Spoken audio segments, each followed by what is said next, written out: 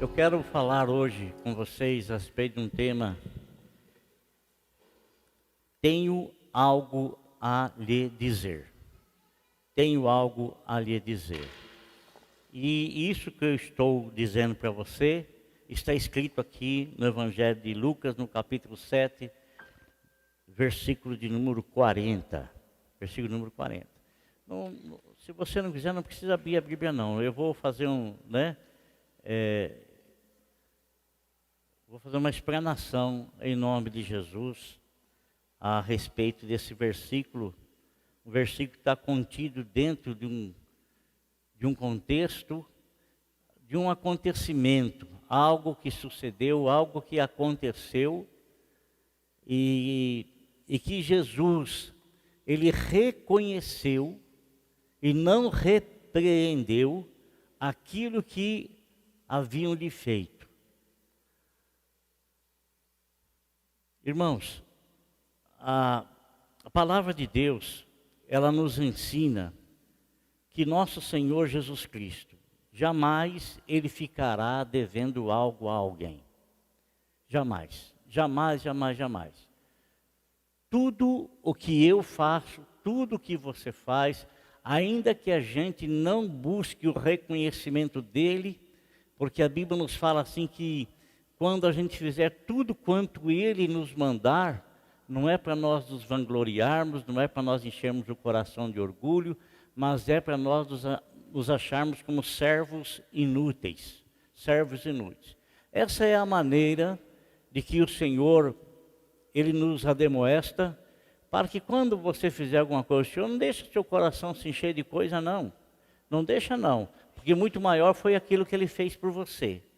Mas tudo quanto você fizer pelo Senhor, ainda que você não tenha reconhecimento de um outro ser humano, de uma outra pessoa, e quem sabe de alguém que é o seu superior imediato, quem sabe alguém que está acima de você em uma determinada hierarquia, ou quem sabe ele é teu líder, não se preocupe, não se preocupe. Você está fazendo para Deus e Deus não vai deixar, Deus não vai dever nada, absolutamente nada, nada, nada, nada, nada. Deus ele vai reconhecer os esforços que cada um faz para cumprir com o seu papel na casa do Senhor, para cumprir com o seu papel como igreja do Senhor em seu corpo. Deus sabe. Às vezes, irmãos, às vezes a gente faz esforços que são sacrifícios para determinadas situações, para determinadas coisas. E às vezes a gente não quer de maneira alguma fazer absolutamente nada, nada, nada, nada na obra do Senhor ou para as coisas do Senhor. Não queremos. Nosso Senhor Jesus Cristo, ele havia sido convidado por um fariseu. O fariseu, ele era uma das seitas do Antigo Testamento, que foi fundada no ano 200 antes de Cristo. E durou-se até o ano 73 depois de Cristo. Essa seita se evaporou, perdeu-se. Da mesma forma que havia também entre os judeus a seita dos saduceus. Os saduceus era um povo que acreditava no Velho Testamento, mas que tinha uma interpretação errada lá dos 5 primeiros livros da Bíblia. Eles interpretavam ali que não existia nada além da matéria. Morreu e tudo acabou, não existia anjo, não existia absolutamente nada, existia Deus, mas demais coisas, absolutamente nada, e nem após essa vida poderia existir alguma coisa. Foi por isso que esses saduceus chegaram para o Senhor e lhe questionaram: Senhor, olha aqui, Senhor,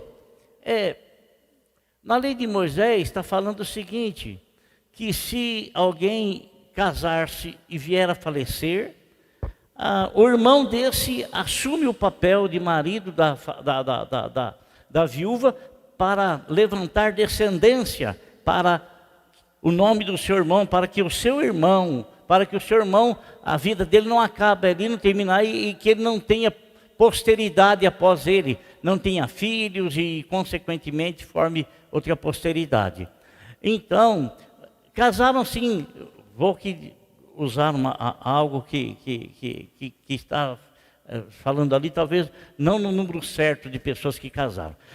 A mulher, ela casou com um, o rapaz morreu, o irmão casou com ela, e também não suscitou filho, e casou outro, e casaram assim, 5 irmãos com a mesma mulher. Na era vindoura, na outra vida, com quem que ela vai casar? De quem que ela vai ser esposa? Foi aí que Jesus disse para eles: vocês erram por não conhecer as Escrituras e nem o poder de Deus. Porque na vida por vir não haverá casamento, porque não haverá sexo, porque todos serão como os anjos. Quando o apóstolo São Paulo, ele foi levado diante da corte e começaram a questioná-lo, ele percebeu que havia 2 grupos de pessoas ali, um dos fariseus e outro dos saduceus. Os fariseus, eles acreditavam na ressurreição, e os saduceus, que não existia vida além dessa vida. Foi nesse momento que Paulo viu que o tribunal estava dividido, né? E que ele se levantou então e começou a falar sobre a ressurreição. E quando ele falou sobre a ressurreição, os fariseus perceberam que Paulo pensava igual a eles.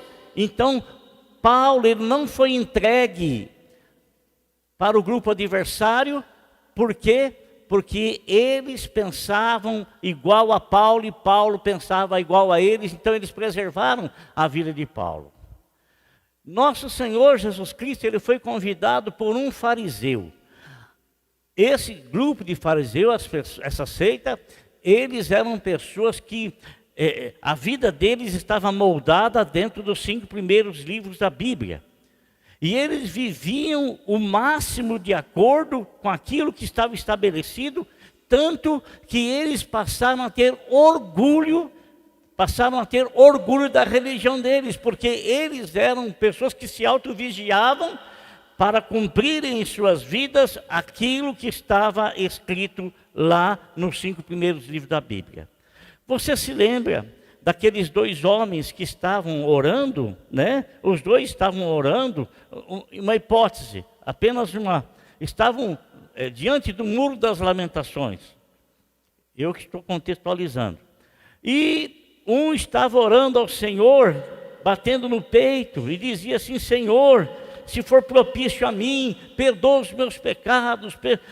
Essa pessoa não estava se auto-justificando, né? Ele estava reconhecendo-se como pecador, e ele estava pedindo a misericórdia de Deus. Então ele não estava se auto-justificando, ele estava buscando ser justificado no perdão que ele estava pedindo a Deus.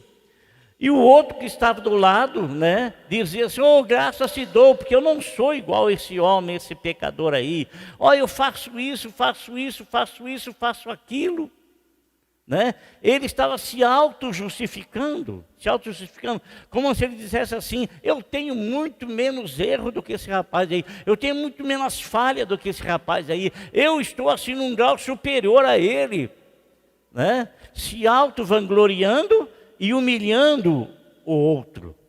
E nosso Senhor Jesus Cristo, irmãos, quando ele foi convidado por esse fariseu para ceiar em sua casa, nosso Senhor Jesus Cristo, ele não rejeitou o convite, muito embora ele sabia que os fariseus não iam com a cara dele, porque ele constantemente confrontava os fariseus, porque os fariseus, em sua grande maioria, se auto-justificavam e desprezavam as palavras do Senhor Jesus Cristo, que veio para trazer a misericórdia, que veio para trazer o perdão. Então eles se julgavam não necessitarem, não precisarem do perdão do Senhor. Se julgavam assim. Mas o Senhor, sempre que ele tinha a oportunidade, ele buscava esclarecer o erro doutrinário que essas pessoas tinham, oferecendo também a eles, muito embora a sua grande maioria se auto-justificava, mas ele pregava para esse povo todo, buscando alguém que viesse porventura a entender, a compreender aquilo que o Senhor Jesus Cristo estava pregando e aceitasse a graça que o Senhor Deus oferecia em Cristo Jesus. Ele foi na casa desse homem, desse fariseu. Irmão, olha o que eu quero dizer para você. Olha aqui uma coisa, preste atenção. Você sabe que nós estamos saindo de uma crise de pandemia e foi muito difícil para a igreja, E você sabe que depois da pandemia tem umas situações adversas. E você sabe, amado irmão, você sabe que nós conhecemos muitos irmãos, e você conhece muitos irmãos, que você outrora estava com ele na igreja, vinha com ele na igreja, e por um motivo ou outro, talvez ele não esteja aqui conosco hoje, né? E talvez ele não esteja em nenhum outro local, em nenhum outro canto, em nenhum outro local onde ele está ouvindo a palavra de Deus. Se você souber de alguém assim, eu gostaria que você do grupo de mulheres, né? As mulheres, os jovens, os adolescentes, os homens, os diáconos, né?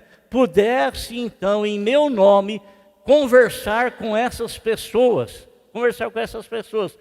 porque eu creio que o grupo de mulheres conhece as mulheres da igreja, eu penso que conheçam. O grupo de homens conhece os homens da igreja, eu penso que conheçam. O grupo de jovens conhece os jovens da igreja, eu penso que conheçam. O de adolescente também. O de pessoa de terceira idade também conhece, né? Então, se porventura vocês conhecerem, que eu creio que vocês conhecem, né? Em meu nome, vá atrás dessas pessoas. Em meu nome que eu digo, como pastor da igreja. E logicamente que aquilo que você vai fazer, você vai estar indo na autoridade do nome de Jesus, né? Chamar essas pessoas, o fulano não está vindo mais na igreja, pronto, acabou, não está vindo mais. Você sabe que não está vindo mais, mas você não se interessa, nem ao menos ir até a casa da pessoa e conversar com ela, ouvi-la, né? Para poder então tirar qualquer coisa, para que a pessoa venha para a igreja em nome de Jesus. Eu estou dizendo isso porque nós, irmãos, estamos vivendo os últimos dias da igreja na terra. Estamos vivendo, né?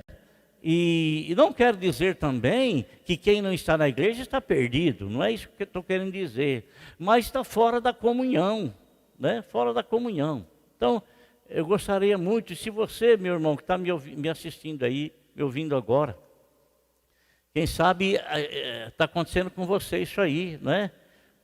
Acontecendo com você. E quem sabe você se acomodou, ficou em casa. Agora não tem mais pandemia, não tem mais vírus, não tem mais, né? E ficar em casa enquanto tinha vírus é uma coisa, né? Agora ficar em casa quando um outro tipo de vírus nos acomete, né? Por vontade própria nossa, né? É outra coisa. Então, irmão, nosso Senhor Jesus Cristo, ele foi convidado lá para ir na casa desse homem. E Jesus poderia arrumar um monte de argumento para não ir na casa dele, sabe? Um monte de argumento. Poderia arrumar um monte de argumento para não ir na casa desse homem. Ele tinha argumento, né? Mas o que ele faz? Ele pensa, amado irmão, na conquista da alma daquele homem. Então, mesmo aquele homem tendo interpretações erradas, e quem sabe, não estou dizendo que era assim, mas quem sabe, este homem era alguém que se auto-vangloriava, e que ele só queria ter Jesus perto dele para sondar Jesus, quem sabe só para fazer alguns questionamentos, quem sabe apenas para fazer algumas perguntas. Então ele convida Jesus para uma ceia, E nosso Senhor Jesus Cristo, Ele não rejeita aquele convite, não rejeita. Irmão, é interessante a gente notar que em todas as casas que o Senhor Jesus Cristo ele foi chamado, Ele foi. Em todas as casas. Ele não queria saber quem era o morador daquela casa. Ele não questionava, preciso saber primeiramente quem é para mim poder ver se dá para mim lá. Não, ele não fez isso, ele não fez isso. Ele foi convidado, e ele nunca se desviou do convite. Ele foi no casamento em Caná da Galileia. Olha, ele foi lá na casa da sogra de Pedro, lá entrou lá para curá-la. Ele foi lá na casa do centurião, que ele tinha o escravo dele enfermo, ele foi lá. Ele foi na casa lá de Jairo, que foi chamado para ir lá, né? Ele estava em Jerusalém e quando Lázaro faleceu, ele foi lá também, ele foi. Então, nosso Senhor, Ele nunca rejeitou um convite, Ele nunca perguntou, quem é que está me convidando? Quem é que está me... De onde vem esse convite? Quem é a pessoa? Ele nunca fez isso. O interesse sempre dele era manifestar a vontade de Deus. E a vontade de Deus era manifesta através da mensagem que ele pregava. Porque, mais uma vez, eu quero repetir para você que ele disse, eu não falo de mim mesmo. Tudo o que eu falo eu tenho ouvido do meu Pai que está no céu. Então as palavras que ele ia levar não eram palavras extraídas de si mesmo, mas eram palavras que vinham do céu, vinha do alto céu, da palavra de Deus, da comunhão que ele tinha com Deus. Ele era o porta-voz de Deus, então ele falava em nome de Deus, ele anunciava em nome de Deus. Ele falava, anunciava a palavra de salvação. Se houvesse necessidade de uma palavra de exortação, ele exortava. Se houvesse a necessidade de uma palavra de admoestação, ele admoestava. Ele não tinha medo de falar, ele não tinha medo, porque na verdade a palavra dele tinha objetivos, e era de salvar as pessoas, de salvar. E olha, ele está lá na casa desse homem, ele entra lá, a Bíblia fala que ele chega lá, e ele coloca-se à mesa. Eu já expliquei para você do jeito que eram as mesas de antigamente, lá naquele tempo, que não havia cadeira para se sentar, a mesa era 50 centímetros do chão, no máximo 60, né? E as pessoas tinham almofada, onde eles deitavam na almofada e esticavam os pés para trás assim, e a mesa era aqui, e eles ficavam aqui comendo. Era assim. Então ele estava lá. A Bíblia nos fala, irmão, que uma mulher da cidade, muitas pessoas, eles interpretam 1 Coríntios, onde Paulo fala sobre o véu, onde Paulo fala sobre os cabelos longos, né? Irmão, lá na cidade de Corinto, eu tive, com a graça do Senhor, a oportunidade de estar lá, em Corinto, na Grécia. E lá é uma cidade portuária. E naquela cidade portuária, antigamente, havia muitos prostíbulos. Os barcos atracavam ali, os marinheiros que fazia tempo que estavam no mar, eles iam para esses locais, esses lugares. A diferenciação que havia entre as mulheres prostitutas e as não prostitutas era que as prostitutas, elas tinham o cabelo curto, cabelo cortado, bem curto.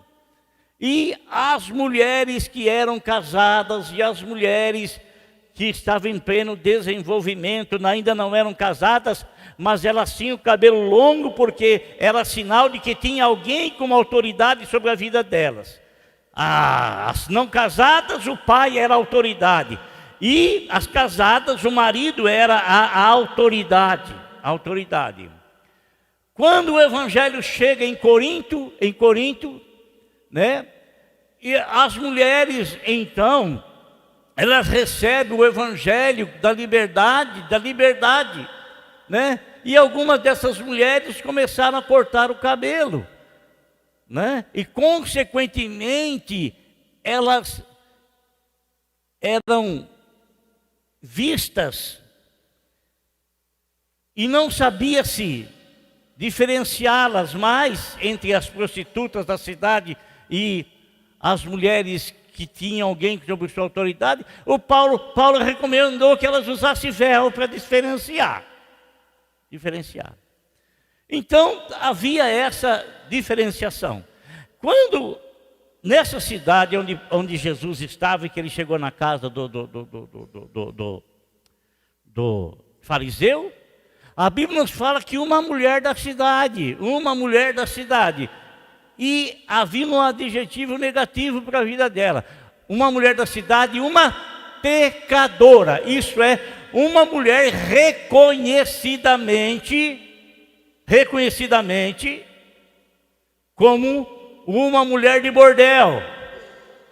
Assim, só que esta mulher, irmão, essa mulher, ela veio na casa do fariseu. Ela entrou na casa do fariseu. O fariseu não a expulsou, mas ela adentrou na casa e ela foi justamente aos pés do Senhor Jesus. Agora preste atenção no que eu quero lhe dizer. Irmão, esta mulher, ela não se encontrou com Jesus ali a primeira vez. Ela já veio com o seu coração quebrantado. Ela já veio com o seu coração amolecido. Ela já veio com o seu coração cheio do perdão de Deus. Ela sentiu-se lavada, limpa, purificada pela palavra de perdão que o Senhor Jesus Cristo havia dado a ela no encontro que eles tiveram. Alguns dizem que talvez essa mulher fosse aquela que queriam apedrejar, mas não é não. Ela não é essa mulher, não é. A Bíblia não fala onde foi que o Senhor se encontrou com esta mulher. Porque aquela havia sido pega em adultério, quer dizer, ela era casada e adulterou-se. Essa não, essa era uma pecadora conhecida. A função dela, o adjetivo negativo dela era esse. Ela vem, irmão, ela vem. E ela vai diretamente nos pés do Senhor Jesus, diretamente nos pés do Senhor. Ela vem com o coração partido, ela vem com o coração arrebentado, ela vem com o coração quebrantado. Por quê? Porque nosso Senhor Jesus Cristo talvez tenha sido o único homem que se aproximou dela sem querer tirar qualquer tipo de vantagem da vida dela, sem tratá-la como uma prostituta, sem tratá-la como uma mulher da vida, sem tratá-la como uma mulher qualquer. Ele ofereceu a ela o seu perdão, a sua compreensão. Ele ofereceu a ela uma palavra libertadora. E ela, pelo que nós percebemos, ela recebeu esta palavra. Ela sentiu mudança na vida. Ela sentiu transformação na vida, irmão. Ela sentiu o coração ser lavado, purificado, santificado. Foi isso que ela sentiu. Como assim santificado? Uma pecadora? Sim, santificado. Porque no momento em que recebemos a Jesus como nosso Salvador, seja qual for o tipo de pecado que a gente comete ou cometeu, qualquer tipo de pecado que cometeu, o sangue de Jesus Cristo nos lava. Eu estive vendo, amado irmão, uma notícia do pastor Márcio Valadão. E ele estava dando uma notícia do falecimento do Guilherme de Pádua. Guilherme de Pádua foi um rapaz que há anos atrás assassinou, segundo consta aí, uma jovem que havia se casado e eles eram atores numa novela e os dois faziam papel e eu não sei por que cargas d'água isso aconteceu, né? Agora o Márcio Valadão, que está com mal, ele está com um problema de saúde, ele vai dar a notícia da morte, e a turma interpreta que ele está rindo dando a notícia da morte. Márcio Valadão, ele é pastor da igreja principal, lá da Lagoinha, lá no centro de Belo Horizonte. E o Guilherme de Pádua era pastor também auxiliar, talvez, não sei se dirigia alguma coisa. Irmão, e a gente via algumas pessoas traçar a vida de Guilherme de Pádua e deles não perdoarem de jeito nenhum. Foi um crime hediondo, foi uma coisa terrível. Mas, irmãos, nós como cristãos, como conhecedores da palavra de Deus, nós sabemos que Deus, Ele perdoa aquela pessoa que se arrepende de verdade. Não é isso? Não é isso que a Bíblia fala? Não é isso mesmo? Não é isso que a Bíblia diz? Eu sei que muitas pessoas dizem, foi queimar no inferno, não sei o que tem, não sei o que lá, né? Mas a gente vê a diferenciação, irmão. Essa mulher, ela veio e cai aos pés do Senhor. Você já imaginou, apenas entra comigo no meu pensamento. Quantas mulheres naquela época, será que souberam que o marido delas andou com essa mulher, foi lá no bordel andar com essa mulher? O que essas mulheres estavam desejando para essa? Tem que morrer, tem que dar, né? Imaginem vocês, elas virem nosso Senhor e essa mulher pecadora ali ao lado dele, pecadora arrependida, no meio dos discípulos do Senhor. O que essas mulheres iam desejar? Essa outra. O que elas iam desejar? O que elas iam desejar? Não é? Irmãos, essa mulher ali, ela recebeu o perdão do Senhor e, consequentemente, ela se atirou aos pés do Senhor e começou a chorar. Um choro, amado irmão, confortado, um choro consolado pelo perdão do Senhor. Ela sentiu-se lavada, limpa, sabe, irmão, sentiu-se, apenas aqui uma conjectura só para a gente ter mais ou menos ideia. Você tem isso no seu interior como testemunho, né? Irmão, sabe quando você trabalha assim, e você está suado e sua, e de repente, enquanto você está trabalhando suando, a roupa até não te incomoda muito, mas a hora que você para, e você sente a roupa molhada começar a grudar no teu corpo, e você diz assim, nossa, não vejo a hora de chegar em casa e tomar um banho, tirar a botina do pé, tirar a meia do pé, tirar essa roupa aqui, e você chega em casa, assim, você entra debaixo daquele chuveiro, daquela água gostosa que desce, e você vai se lavando, e você vai sentindo o alívio daquilo ter saído do teu corpo, e você sai debaixo do chuveiro, sai tranquilo, como se você se auto-renovou numa chuveirada que você tomou, né? Ela sentiu-se assim no interior dela, na alma dela, no coração dela. Então ela se atira aos pés do Senhor Jesus Cristo. Ela se atira ali, ela começa a chorar um choro de agradecimento pelo perdão. Choro de agradecimento pelo perdão. Irmão, e as pessoas ainda estavam condenando-a.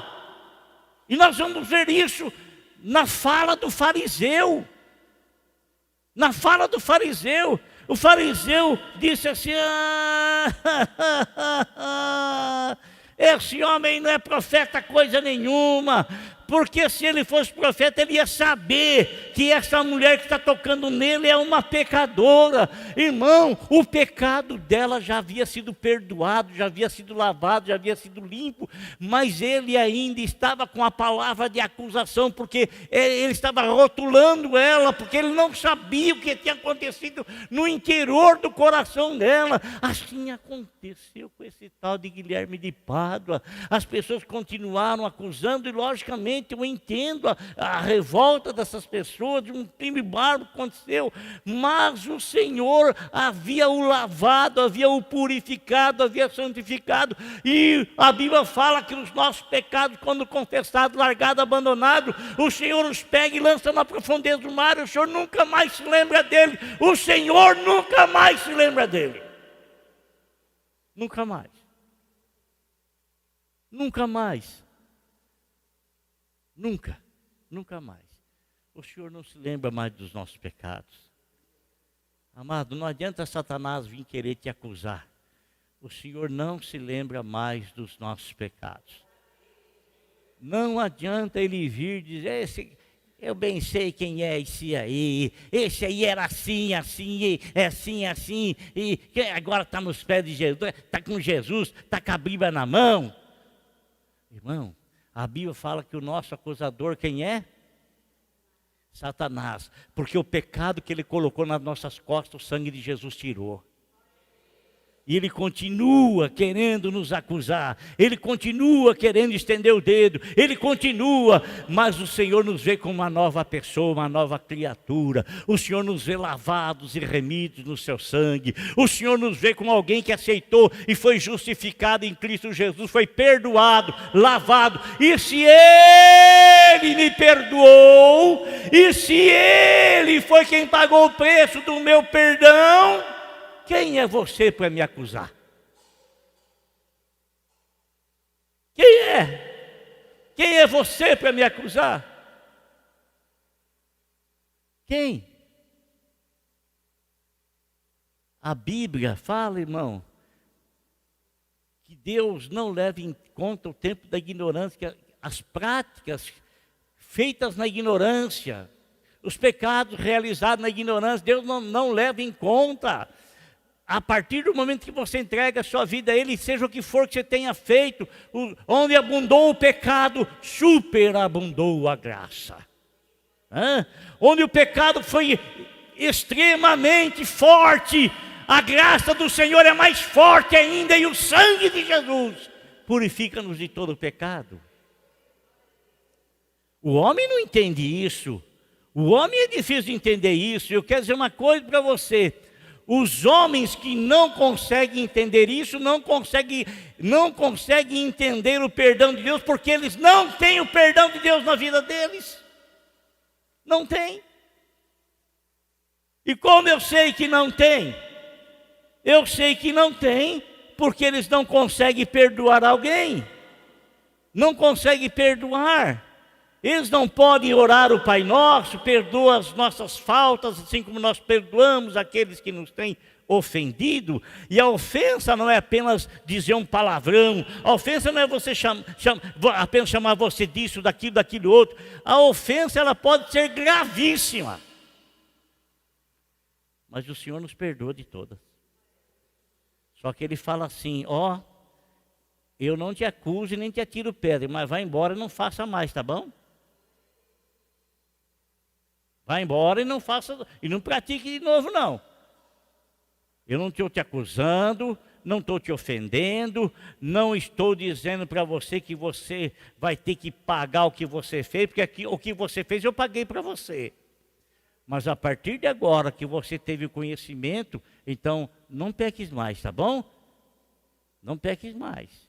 Não foi isso que o Senhor falou para aquele cego que foi curado? Ou melhor, para aquele paralítico que foi curado? Vai para a tua casa e não torne a fazê-lo para que não te aconteça coisa pior. Então, irmãos, esse homem ao olhar aquela mulher aos pés do Senhor, ele fez dois julgamentos errados. Ele disse que Jesus não era profeta, E ele continuou julgando aquela mulher como pecadora, muito embora, pelo que nós vemos ali, Jesus já havia perdoado. Irmão, todos os nossos pecados já foram perdoados. Glória a Deus, todos os nossos pecados já foram perdoados, já foram cancelados. Glória a Deus por isso. Agora, amado, o Senhor Jesus Cristo, quando aquele homem pensa, ele fala para si mesmo, se esse homem aí fosse profeta, ele bem saberia quem é. Lógico que ele sabia quem era. Ele sabia tanto que quando o cara começou a falar para si mesmo isso, o Senhor interpretou, o Senhor viu, e o Senhor então fez um questionamento, fez uma pergunta para ele. Simão, está aqui. Então lhe disse Jesus: Simão, tenho algo a lhe dizer. Tenho algo a lhe dizer, irmão, tenho algo para te dizer nessa noite.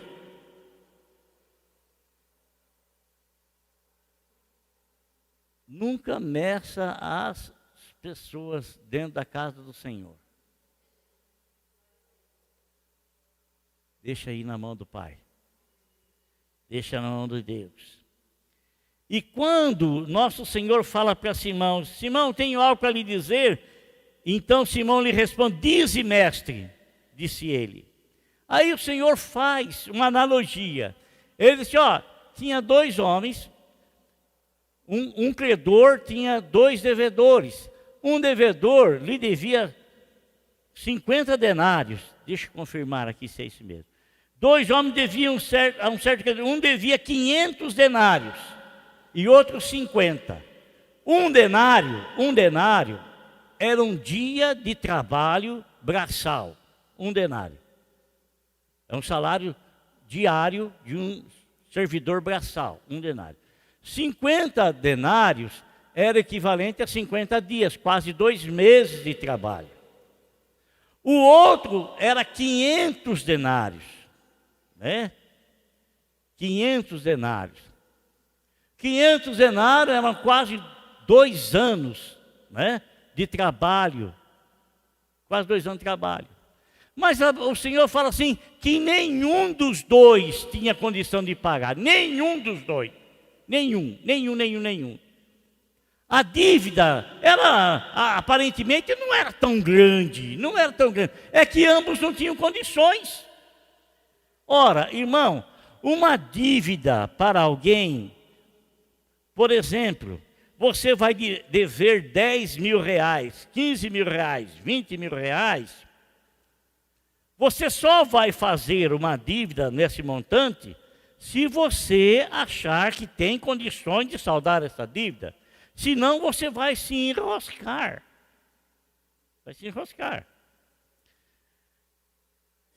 Agora, 15 mil reais de dívida para alguém não é quase nada. 15 mil reais, nada. Agora, o montante de uma dívida de 50 mil reais, de 500 mil reais, já é bem pesado. Mas mesmo assim, tem quem possa pagar. Mas no caso dos dois devedores, nenhum dos dois tinha condições de pagar. Eles não iriam jamais conseguir pagar essa dívida. Jamais. E o Senhor, Jesus, disse para o Simão, olha, eles não tinham condições de pagar e o credor perdoou os dois. Você não tem problema. Estão perdoados. A dívida que vocês têm estão perdoadas. Aí o Senhor pergunta para Simão: quem você acha que vai amar mais o credor? Aquele que teve 50 denários perdoado ou aquele que teve 500 denários perdoado? Aí Simão disse: olha, eu tenho por mim que quem teve a dívida maior perdoada é que vai amar mais. E é assim, irmãos, assim. Não existe homem algum na face desta terra, homem nenhum que tenha condições de pagar aquilo que se deve ao credor celestial. Não existe.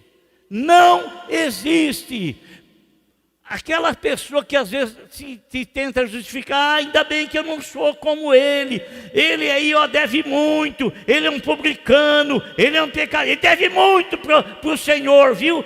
Eu não, a minha dívida aí ó, é pequenininha, ó. Eu faço isso, faço aquilo outro. Nenhum dos dois tem condições de pagar o que se deve ao Deus Todo-Poderoso. Ninguém, irmão, ninguém. Pobre daquela pessoa que não reconhece que é um pecador e que se auto-justifica. Eu não falo mal de ninguém, eu não bebo, eu não fumo. Ele acha que não beber e não fumar você faz bem para você mesmo. Faz bem para a tua família, faz bem para a tua própria casa, faz um bom exemplo para os teus filhos, faz bem para você mesmo. Né? A pessoa acha que o pecado é nisso aí. O pecado, irmão, está em a pessoa querer se justificar aquilo que é injustificável. Não tem como o homem se auto-justificar. Não tem. Deva pouco, deva muito. Não tem. E a todos lhe é oferecido perdão. Assim como o perdão foi oferecido para essa mulher aí, que caiu aos pés do Senhor Jesus Cristo, reconhecendo o perdão que lhe fora dado.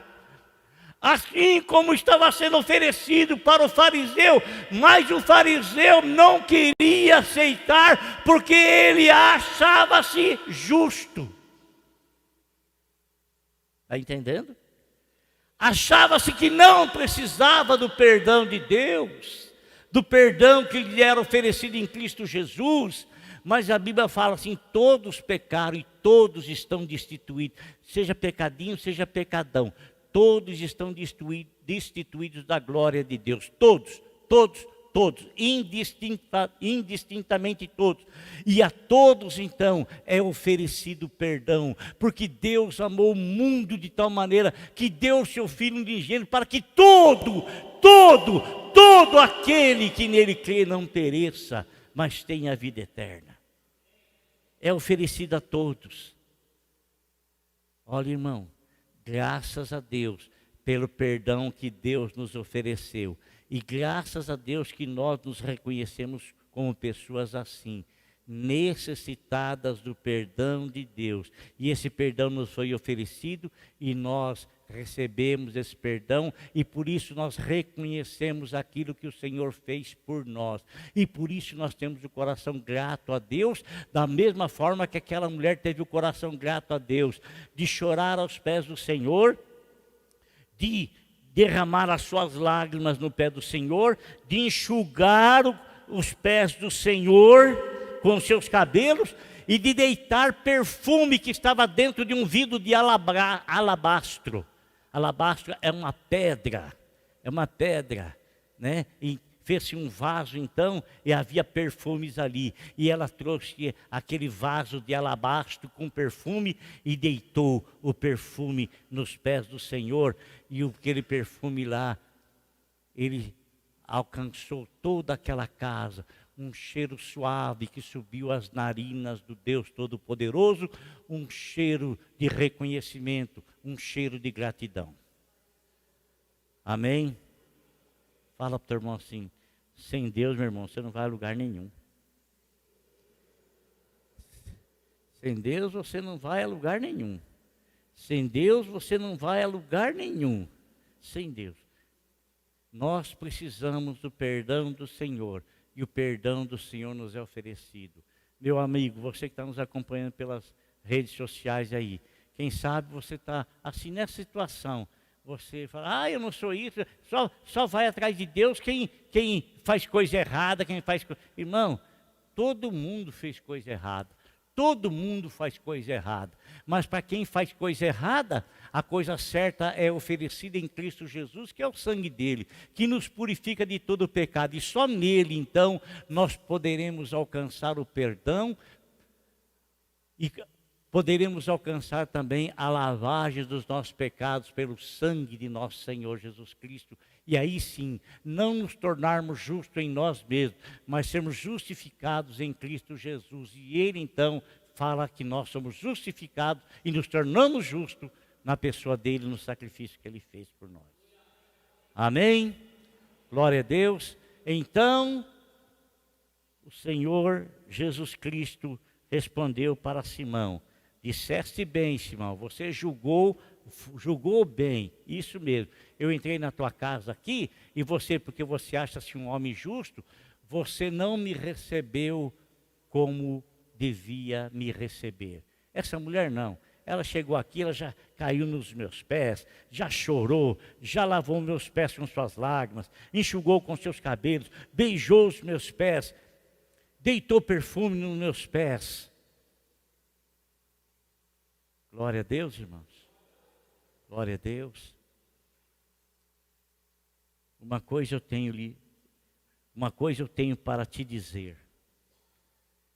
Jesus é o único que perdoa, lava e nos purifica de todo o pecado.